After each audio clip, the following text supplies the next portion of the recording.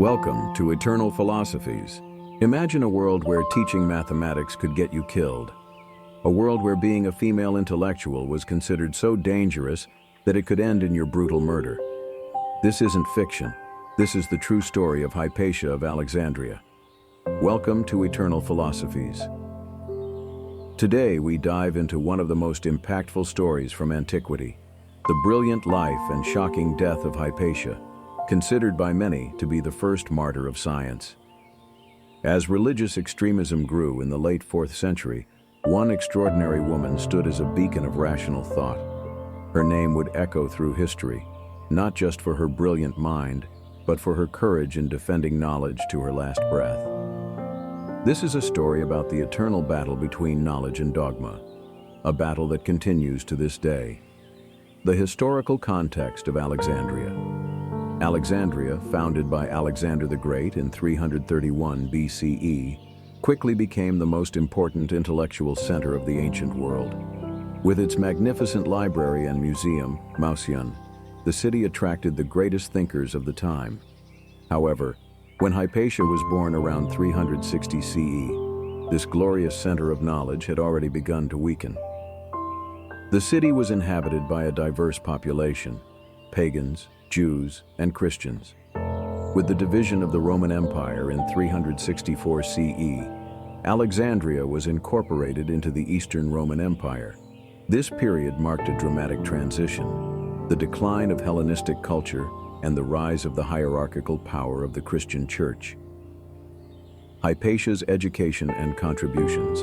Daughter of the mathematician and astronomer Theon, Hypatia received an exceptional education for a woman of her time. She studied in Athens and later returned to Alexandria, where she followed in her father's footsteps as an educator and researcher. Hypatia distinguished herself in various fields of knowledge. She was a Neoplatonic philosopher, mathematician, and astronomer. According to the philosopher Damascius, she far surpassed her father's knowledge and was not content with the mathematical education she could receive from her father. Her noble enthusiasm led her to other frontiers of philosophy. Despite none of her original writings surviving intact to the present day, historical records provide substantial evidence of her remarkable intellectual contributions.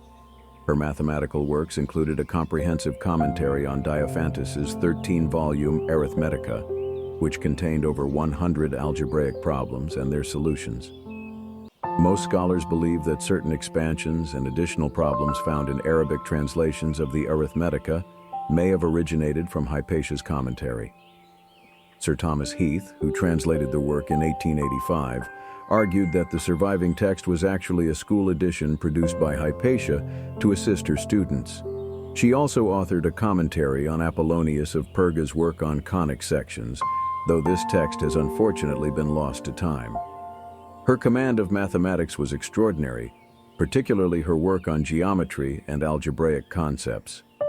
In astronomy, Hypatia created what historians refer to as an astronomical canon, believed to be either a new edition of Ptolemy's Handy Tables or her commentary on his Almagest. We know with certainty that she edited Book 3 of Ptolemy's Almagest, improving the methods for the long division algorithms necessary for astronomical computation. This wasn't merely copying existing work. She developed a more efficient tabular method for calculations that represented a genuine advancement in computational techniques. Beyond theoretical work, Hypatia made significant practical contributions by designing scientific instruments. She constructed an astrolabe, a sophisticated device used to determine the positions of stars and planets and calculate time and date. She also designed a hydrometer, sometimes called a hydroscope, an instrument used to measure the density of liquids. These innovations demonstrated her ability to apply mathematical principles to practical problems. Around 400 CE, she became the head of the Platonist school in Alexandria, where she taught wealthy young men sent from across the Roman Empire. Her pedagogical skill made complex mathematical and philosophical concepts accessible to her students, and her approach integrated philosophy, science, and ethics. Her philosophy and teaching. Hypatia's teaching transcended mere transmission of knowledge. Her Neoplatonic philosophy sought the transformation of the person, bringing them closer to the divine. She believed that each human being possessed a small divine spark that could be developed through rational knowledge and the pursuit of ethical perfection. Hypatia gathered around her a circle of disciples, the hetairoi, or companions, who came from various regions. The historian Socrates Scholasticus, not to be confused with the ancient Greek philosopher Socrates, but rather a 5th century Christian historian, wrote that she attained such a degree of knowledge in literature and science as far to surpass all the philosophers of her own time. She explained the principles of philosophy to her auditors, many of whom came from a distance to receive her instructions. From the letters of her devoted student Synesius, we glimpse her profound impact as a teacher. Synesius referred to her as his mother, sister, teacher, and withal benefactress, and sought her opinion on his own books, demonstrating the intellectual respect she commanded. Unlike other women of her time, who were generally confined to domestic and reproductive tasks, Hypatia frequently appeared in public, including in the presence of magistrates, without showing shame. She rejected numerous marriage proposals, preferring to dedicate herself entirely to intellectual life. The tragic death. In March 415 CE, Hypatia's life came to a brutal and shocking end. According to historical accounts, she was dragged from her carriage by a mob of enraged Christian monks. Forcibly taken to a church called the Caesareum, she was stripped, flayed alive, and brutally murdered with tiles and oyster shells. After dismembering her body, the crowd burned her remains. This act of extreme violence occurred in a context of intense political and religious disputes. Hypatia was a friend and advisor to Orestes, the Roman prefect of Alexandria, who was in conflict with Bishop Cyril. Religious fanatics accused Hypatia of preventing reconciliation between these two men through supposed satanic spells.